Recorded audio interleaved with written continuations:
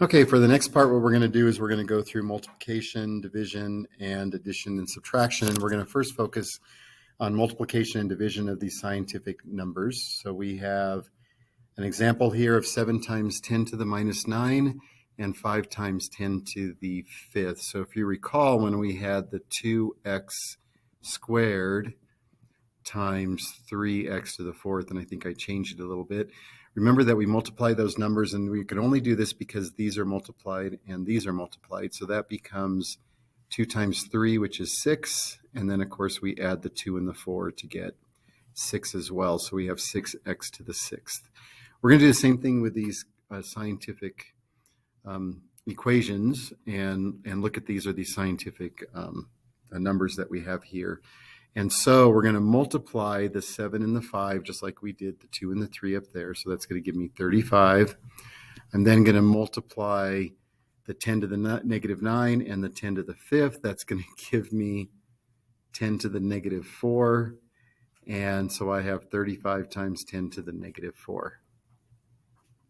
And then I'm going to move the decimal point over 1 so that way I can get this number. If you recall, this number has to be between 1 and 10.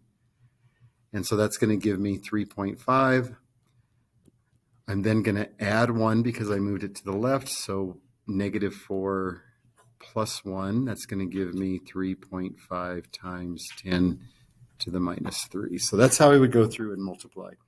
Division is going to be very similar. I have 1.2 times 10 to the 15th. So 1.2 times 10 to the 15th, all over 3 times 10 to the 7th. I know that 3 goes into 12. So what I'm going to do is I'm going to convert that number in the numerator to 12 times 10. But notice that this decimal point is going to move over to the right. So I'm going to subtract 1. So it's going to be 12 times 10 to the 14th divided by 3 times 10 to the 7th. I then can do my division of the same numbers. So I can do 12 divided by 3, which is 4. And then 10 to the 14th divided by 10 to the 17th. Since they have the same base, I just have to subtract those powers. So that would be 14 minus 7. Did something wrong here.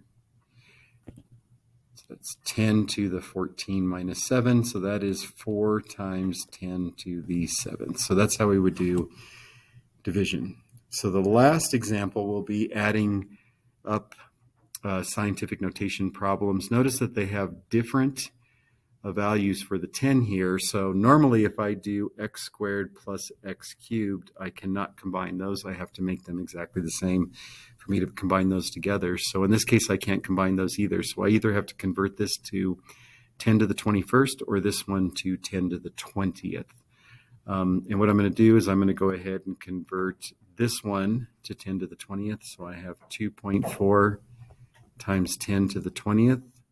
I'm going to move this decimal point over, so I get plus 45 times, and since I moved it to the right, I'm going to subtract 1.